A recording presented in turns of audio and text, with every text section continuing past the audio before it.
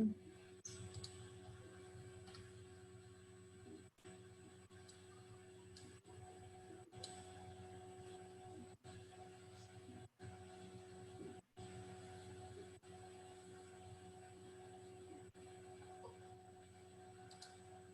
it looks like quite a few people are coming on into the webinar. As you guys are coming in, I just want to welcome everyone to the webinar. Business owners, it's your money, put it back in your hands, and it is presented by the Temecula Valley Chamber of Commerce. Just a few Zoom reminders for today. Everyone except for the panelists and the presenters are muted, and we turned off your video, so we can't see or hear you. If you have a question during the presentation, you can put it in the chat box or in the Q&A box. And everyone who registered for the event will receive a video copy of the presentation along with any links or documents discussed. And I think, so we'll go ahead. I'm going to welcome Cynthia Lee-Meier and Lisa Skinner as our presenters. Thank you, Brooke. Yes, for those of you who do not know me, I know a lot of you there. My name is Cynthia Lee-Meier, but please call me Cindy, everyone does. And I've been an ambassador with the Chamber for, I want to say, about 4 years now, and it's been an absolutely wonderful experience. I have developed some, what I hope will be long-lasting friendships, both professionally and personally. And I love the community. I love that we look out for each other, and that's what we're going to try to do here today for you.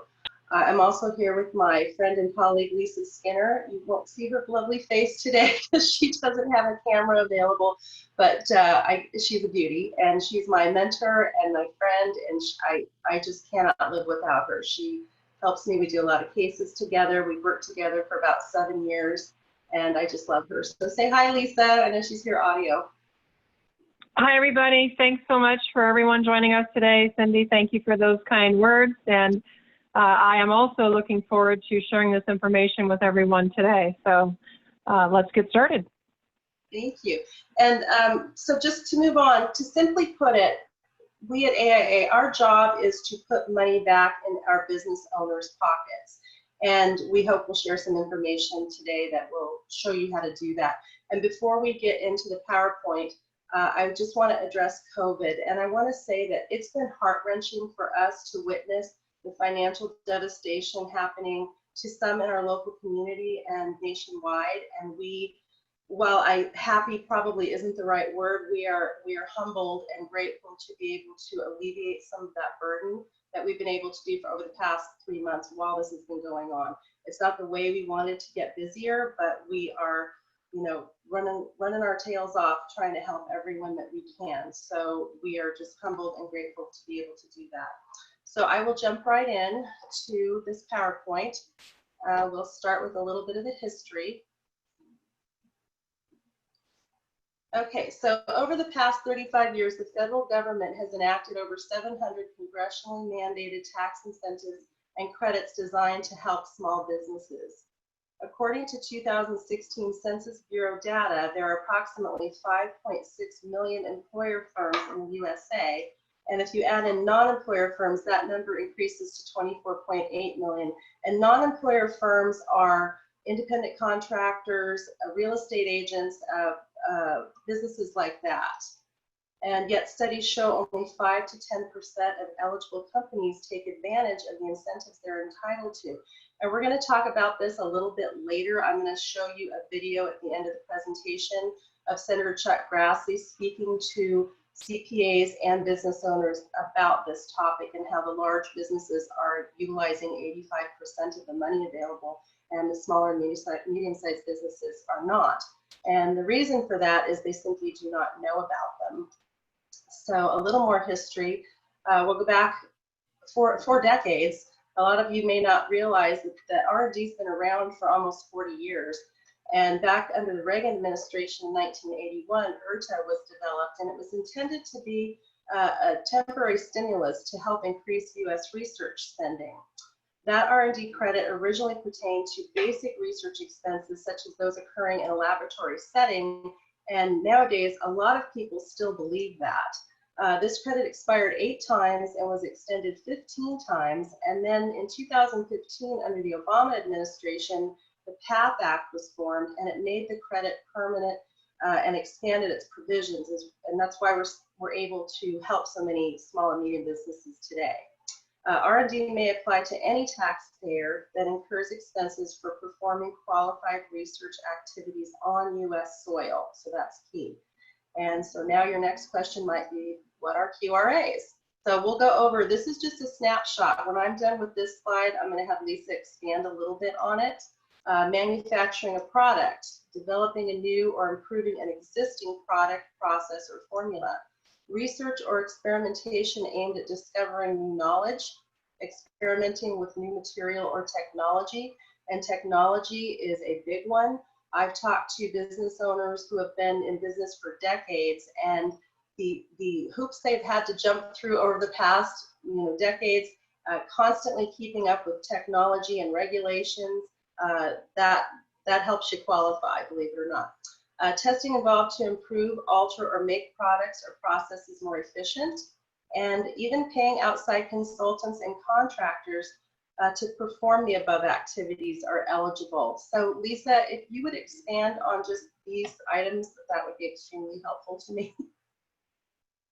Sure, I'd be happy to. So basically, what we like to say is, if a company is making, modifying, inventing, innovating, creating, or making better any aspect of their business, those are most likely qualified research activities. And originally in 1981, as Cindy mentioned, the history of the credits, originally these credits were designed for companies that were bringing new things to the world. So new technology, new pharmaceuticals, lab coats and test tube types of activities. But with the passage of the PATH Act and the expansion and renewing of this provision of 15 times in the last 40 years, it now, as bullet point 2 says, it's a new or improving upon an existing product, process, formulation. It even goes as far as if you're improving upon your quality or your reliability. So we have a much broader range of the types of activities that help businesses qualify. Thank you very much. I appreciate that. And again, we'll answer questions at the end. So if you have those, just put them in the chat box and we'll see them a little bit later. So going on to the next slide, you're asking yourself, why are these offered? Why does the government want to give me back money? Well, tax incentives and credits were created as an economic stimulus to create jobs and keep them on American soil, and to encourage innovation, discovery, and technical advancement. So, we can keep up with the rest of the world, basically, and to promote entrepreneurship. And the next slide I like to use as an example of entrepreneurship is Amazon. And Amazon, I don't know if you realize, didn't pay corporate tax in 2018. And if you can see I'm circling here with my mouse, they utilized $419 million in tax credits, most of which were R&D. So I remember in 1994 when Amazon started, and we were all saying, what's that? And now, over these past 3 months, I've probably become an Amazon addict and should have bought stock, because their stock has actually gone up since COVID started.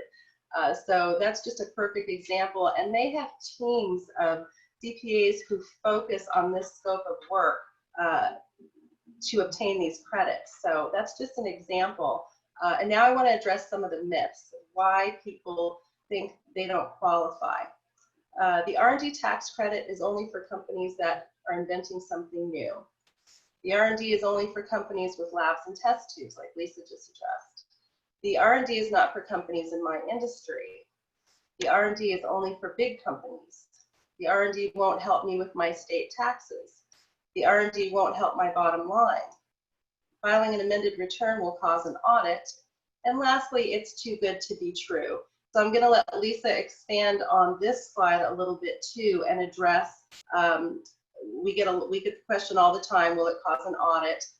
It's not for my industry. These are some of the biggest ones we get, and it's only for bigger companies. So Lisa, if you would expand a little bit more on this slide, that would be wonderful.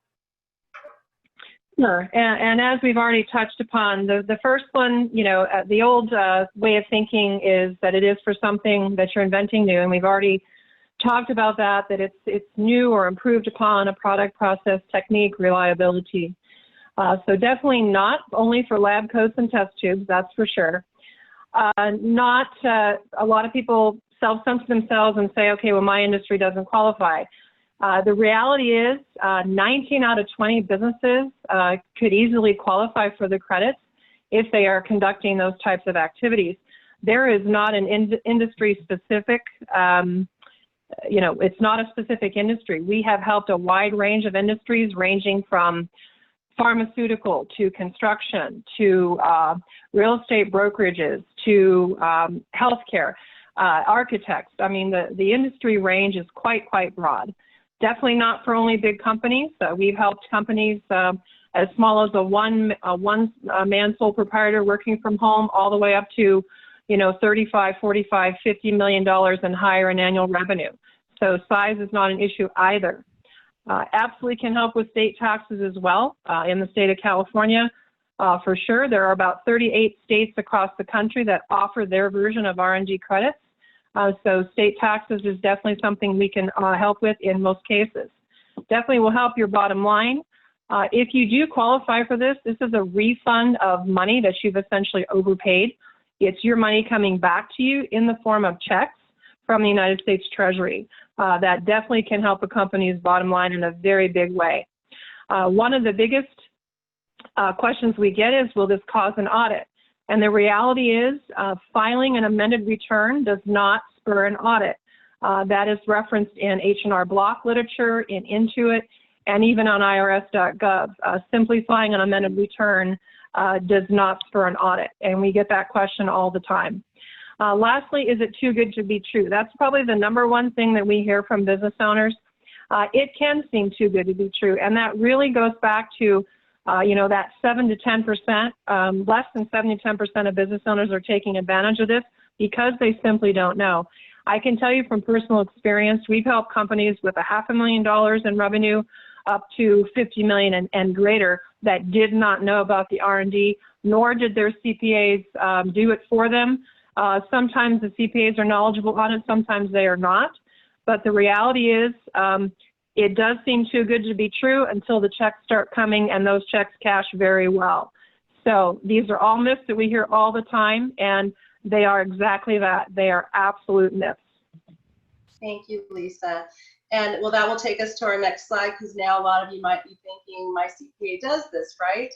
Well, the reality is that this area of accounting is a specialized scope of work and focuses specifically on the qualifying behaviors of a business, then quantifying and substantiating those behavior-based activities using the IRS 4-part test. And I like to use the example of physicians and attorneys. They specialize in different areas of medicine and law, and it's no different for accounting. I feel like my accountant is my family practice doctor. He keeps my whole business healthy. He keeps me in compliance. He makes sure I'm getting all of my deductions. He's very busy doing that for hundreds and hundreds of clients. So to focus on this would be, like I say, this is a complete specialty.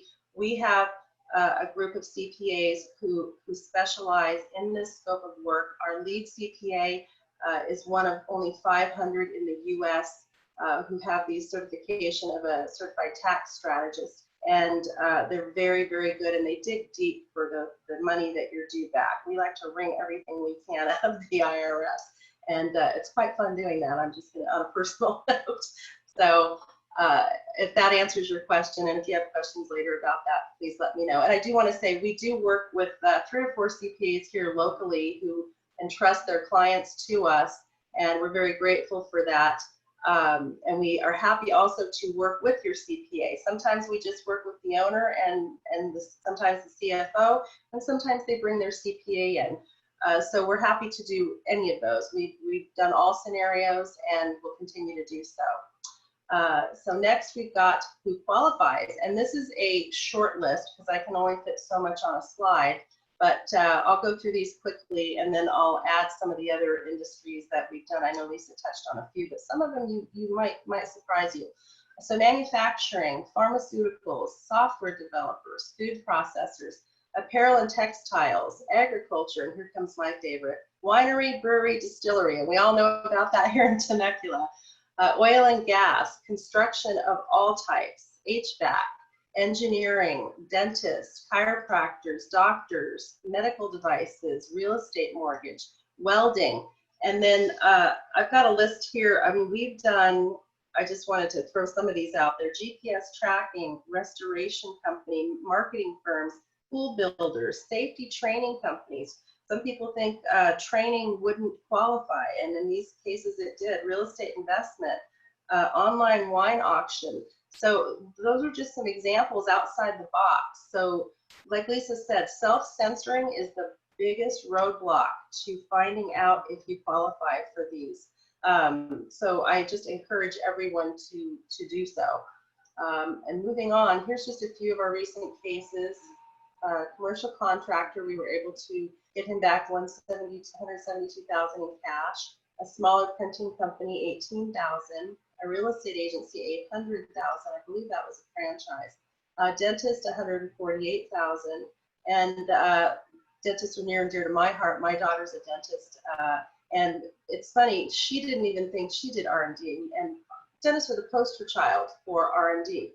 And when I did her interview, and we got into all the things she does with impression material and experimenting with filling materials, and the labs that she has to, talk with about making dentures a certain way so that they can be modified later if need be.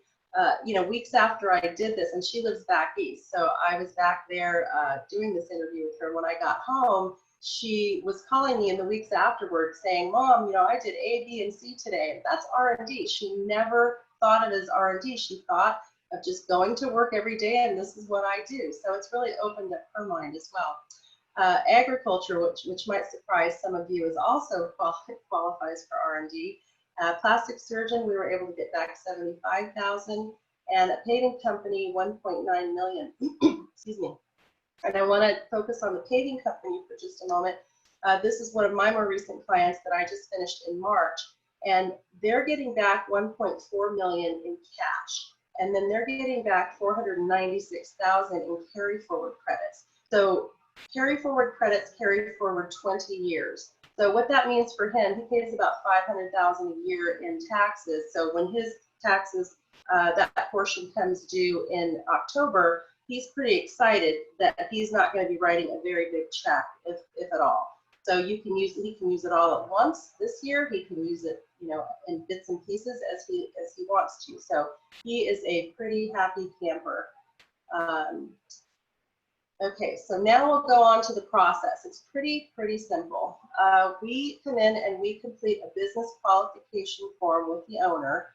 I come with my trusty tape recorder. We record our conversation, and during this process, we'll ask you some leading questions. You'd be surprised how people don't think we do R&D, and as they start talking about their business and the things that they do within that business, it comes to the surface and surprises them. Oh, well, I didn't know that qualified. So we will come in and record that conversation, and then I go back to the office and I transcribe and go into a very detailed report, and I upload that to our CPAs. Then the business owner submits 3 years of federal tax returns and 4 years state for California. For California, 4 years is allowed. You'll receive a confidential link, so I don't see your returns. They are uploaded directly to our CPAs, and then he marries my report with your tax returns and comes back with a yes or no answer. You'll receive a credit projection report, which I giggle every time I see CPR because we breathe life back into businesses. So I love the title of this one. And all of this is done at zero cost. We come in, we do the interview, you submit the returns, we come back with a projection report, and this is our free look. So we'll come back with that number, and you'll either get a no recovery letter, or you'll get, yes, you're getting money back. And then, so that CPR comes back in 7 to 10 days and represents an estimated range of credits, and it's usually pretty accurate. It can be a little bit less, a little bit more, but it's usually pretty accurate. gives you the range of credits and incentives that are available. And at that point, if the business owner wishes to proceed, the next step is to sign the consulting agreement and CPA engagement letter. So that's when you decide you want your money back and let's proceed forward with this. And once submitted to us, then the forensic tax work begins. Okay, and now you're all saying, let's have a drum roll. What is the cost? There's zero cost, as I said, for AIA to conduct the CPR credit projection report. And if you decide to move forward, we charge a 33% fee of the amount of credits that you receive. And those credits, the fee is not collected until we have you sign the amended returns, right before the day we mail them in. So I encourage everyone to take the free look. It costs nothing to find out if you qualify. At this time, if I can make it happen, I did send it to Brooke just in case. I want to show a video that we talked about earlier of Senator Chuck Grassley speaking to a room of CPAs and business owners about this topic. It's only about 1 minute, so let me see if I can make this happen. And if I can't, promise me that she would. My gosh, I think I can do it. Me and technology have a love-hate relationship. So here we go. It's just about a minute. I've always believed that the tax code should encourage the success of small and medium businesses and for creating jobs for small and medium-sized businesses, because they're the economic engine of our economy. Business owners should learn about the tax incentives meant for you. There's a long list of tax provisions that provide much needed tax relief to businesses and individuals. But what worries me is that many of you here, business owners and accountants, too often think that these tax incentives, that these just happen to be for big corporations. And I want to impress upon you, nothing's going to be further from the truth. The IRS reported recently about 85% of the R&D credit went to the largest companies of America. The key reason the largest companies were much more active than small and medium companies in applying for the credit. Too often, small and medium businesses just simply are not taking advantage of the R&D and the other incentives. A comedian once said that 90% of life is just showing up. The same is true in tax for small and medium businesses. You need to show up, take advantage of these benefits. So my message to you is learn about the tax incentives that are available. These incentives help your business succeed and thrive.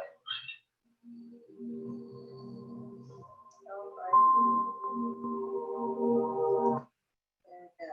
Okay. So I just wanted to show that just to kind of edify that this is a real thing, and we hope that you walk away with information today, at least that's making you think. And I tell people, if you don't use our services, at least look into it. But we have competitors out there, and get your credits. That's all I can say is get your credits. I'm going to put my contact info up here.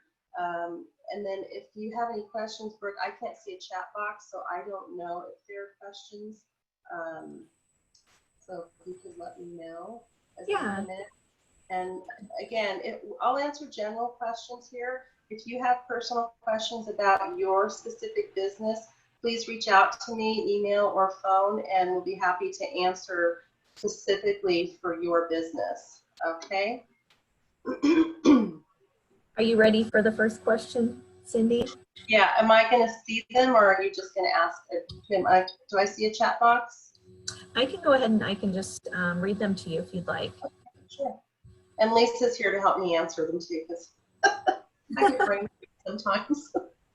Don't worry. The first question is, are the fees tax deductible?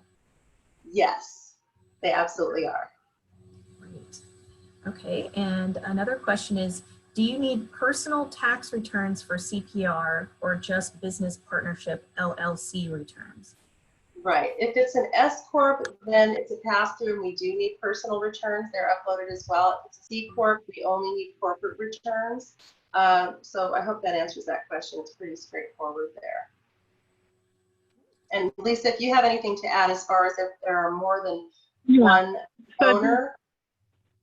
So just to clarify, with regards to the tax returns that we need, so any business structure that's a pass-through, so LLC, S Corp, sole proprietor, single member LLC, we would need all partners' personal returns. In that case, C Corp is the only exception.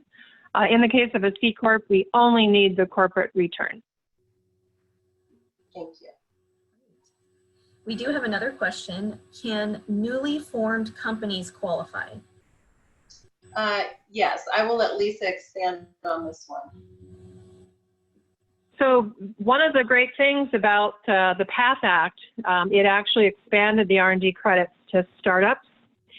So startups are a company that have been in business less than 5 years. You have to have less than $5 million a year in annual revenue. And a startup in those parameters can qualify for up to $250,000 a year in credits. We do, in the case of startups, technology companies are the prime candidate in the case of a startup. We do take a look at payroll. So the answer is it is possible for a newly formed company, if you're less than 5 years old, to potentially qualify depending on your specific scenario. Thank you. Another question is there a minimum amount of taxes paid that makes this worthwhile? Yes, our threshold is 30,000 or more, and that's collectively over the past 3 to 4 years, not annually. So if you paid 30,000 in taxes over the past 4 years, then we should take a look. Yes. And that's all the questions we have right now at the moment. Okay. Perfect. All righty. Well, we didn't use our hour, but like I say, it's pretty straightforward. It's black and white. You either qualify or you don't. And we're happy to take a look for anybody who's interested, or if you know someone that is even if you're not struggling. I mean, it's your money. We'd love to get it back for you. So it's just that simple. I love this job. I love the happy faces. And like I said earlier, these past 3 months have been exceptional, and to be able to alleviate some of that financial burden for people has been, we're just so humbled and grateful for that.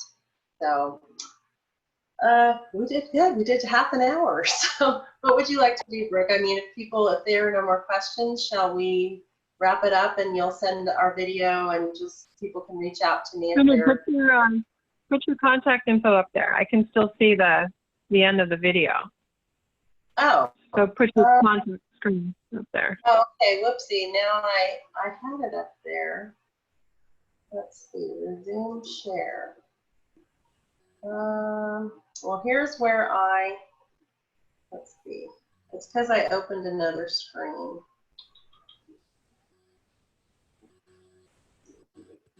Okay, can you see it now? No. No. If I stop the share, I just stopped the share, haven't I? Yes. I can Okay. actually try and share Let's it. try this again. Yeah, this is what I thought would happen. Sorry. Okay. There we go. That's why we have a backup plan always. Perfect. I would just like to add, if I could, that, myself, Cindy, the rest of our team, we really feel as though we're on a mission. And our mission is to get this information out to the hands of business owners. I've been a business owner for over 20 years myself here in the community.